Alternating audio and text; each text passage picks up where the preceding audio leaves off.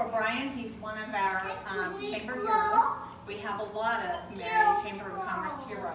So we're pleased that you are here today. This is what our chamber is about, is not just recruiting new members or opening new offices and being busy, but it is interacting with one another. It's the networking and the importance of meeting, and we have a good speaker. He is good. So I think first what we do, Mayor Absher. Yes. You're pointing to him. So if you want to say something. Oh boy, do I. Yes.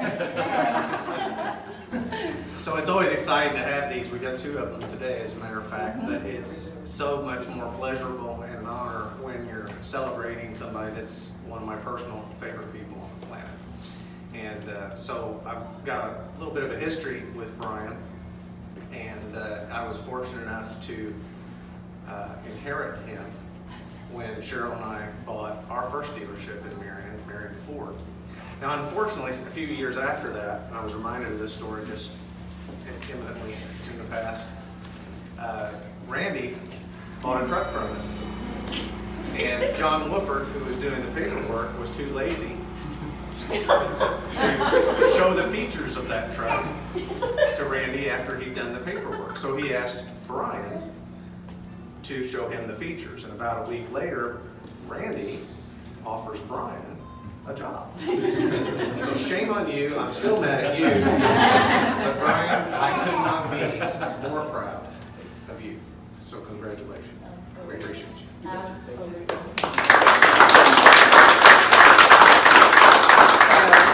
Brian, who else? Representative Jacobs. I always can say Okay. something, right? Sure. You got to do that. Listen, as the newest member of the chamber over this way, since we had redistricting last year and new elections and everything else, it's been a pleasure. I've had practices here at Heron and Marion for 40 years, so we're not unfamiliar with Williamson County at all. But anytime you get businesses opening and staying open and reputable, good businesses, it's wonderful for the whole district. And Williamson County is our little gem going on here. It's growing. It's one of only 6 counties in the whole state that grew this last year. So we're very proud of Williamson County. We're proud of every business that comes in, proud of the chamber doing what they do here throughout the whole county. And I have to speak for the whole district too. I'm very proud of my district, and let's just keep making more businesses. I think it's great. I appreciate you doing it, and I think it's congratulations. I think it's great. I'd like to play. Thank you. Thank you.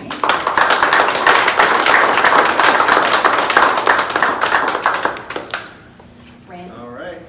Oh, we got some more people coming in. We'll let them in, and I'll Oh, say a word. bringing gifts too. So. Yeah. Hey guys, come on. Yeah, we can do that. Hi. I'll talk right Do I interrupt you? Yes. Yes, you did. Your turn to speak. Here you go, Brian. All right. So, yeah, we can go ahead and do the ribbon right across here. My original plan was I thought all this was going to be outside, so I had a very short speech plan. But now that it's inside, I'm going to be a little long-winded. So here we go. I just wanted to say a little bit about the history of Edward Jones, my vision for this branch, and then give a couple of thank yous, and then we'll have some food. This is covered, by the way, and there's a minimum, so please eat, because I'm paying for it no matter what. So please get on in there. But some background about Edward Jones. In 1922, Edward Jones worked for a New York bond company. And he brought a big bond to that company to buy. And he took it to the treasurer, and that treasurer said, we don't buy bonds, we sell bonds. And so Edward Jones passed on it. And then that bond company still bought the bond anyway, and didn't give Edward Jones a finder's fee, didn't give him a thank you or anything. So very disrespected, he said, I'm going to open up my own firm.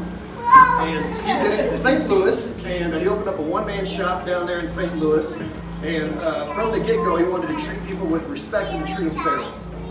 So you fast forward a few more decades later, and then his son, Ted Jones, was more the visionary of the firm.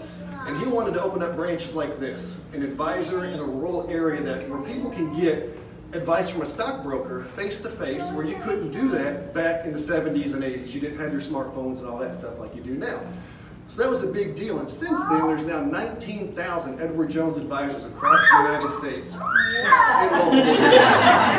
That's exciting! So growing the firm was something that he wanted to do. He gets it. And then also he gave the firm back to its employees. And so we're a partnership and we're not publicly traded.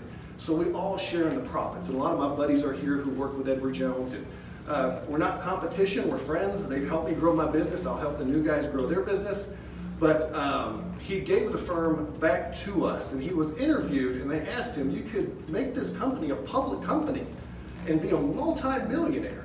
And then he's quoted by saying this, and this is offered in every single branch in the United States. And it says, I am the richest man in America. I have a wife that loves me in spite of my faults. I have 4 dogs. 2 love only me, 1 loves everybody, 1 loves no one, but is still very loyal. I have a horse to ride around on the farm, and best of all, she comes to me when I call her.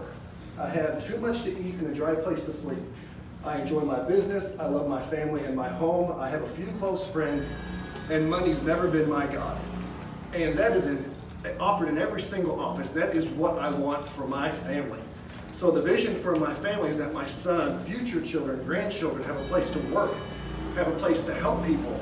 And I'm hoping for the next 100 years that there's a McHugh at this location working for Edward Jones. And so this isn't just a ribbon cutting today. This is a legacy for my family that I didn't think would happen. So a few thank yous. The Chamber, thank you, by the way. You've been instrumental in growing my business, so I really appreciate that. Where's Lori? Behind you. Lori's in the back.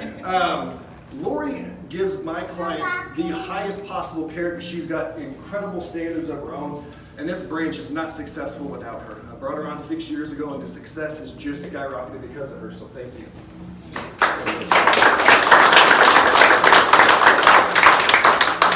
Last and certainly not least, my wife. When I took this job, she understood the vision. I told her so I'm going out knocking on doors in the heat, in the cold, in the evenings, on holidays, on weekends, because that's when people are home. So we built our business the old-fashioned way, and we did it. But before COVID, yeah, you can do it again now. And I was doing this, and I just didn't know if I'd have a family to share this with, because that was an issue for us. But she never stopped. And she fought, so my hope and prayer is that just like Ed and Ted got to work together, that me and Mateo will get to work together just right in here in this office. So today, thanks for the chocolate stains. Today we're celebrating not just a ribbon cutting, but a McHugh legacy, I hope, for a long time. So thank you so much for being here, and let's cut this ribbon. Yeah. Let's do it, bud. All right, Lori. Myra, get up here. Okay. Let's do it. Yay! I'll say it again for the new people. The Caribbean Hut ice cream truck is covered. Please eat. I'm paying a minimum. So I'm going to pay no matter what. Get some food. There's waters right there. And have a good time. Thank you so much for coming out. I really appreciate it, guys.